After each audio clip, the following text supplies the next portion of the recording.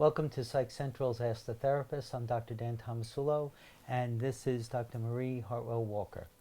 I wanted to bring up this issue of self-diagnosis, and it's so intriguing to me because people are doing the self-quizzes, doing the self-tests, and recognizing that they're getting responses back that there's something not okay, and then they want us to respond to it.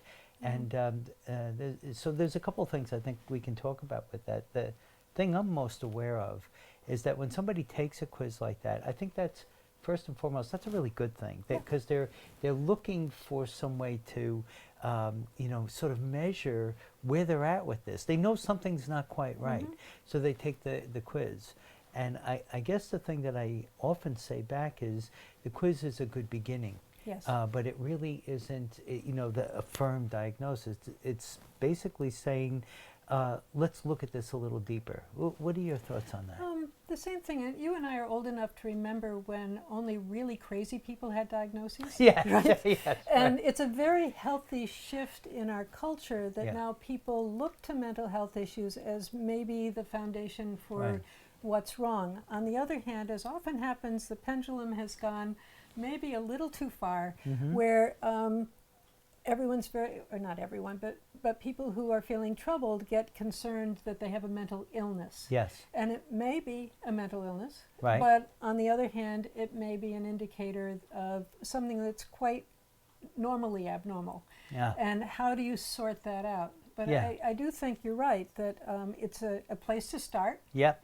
And I think it speaks well for somebody that they're willing to look at that, absolutely, and actually speaks to some strength within them that they're looking at that. Yeah, I think there's real resilience to somebody who says, let me look a little deeper into this.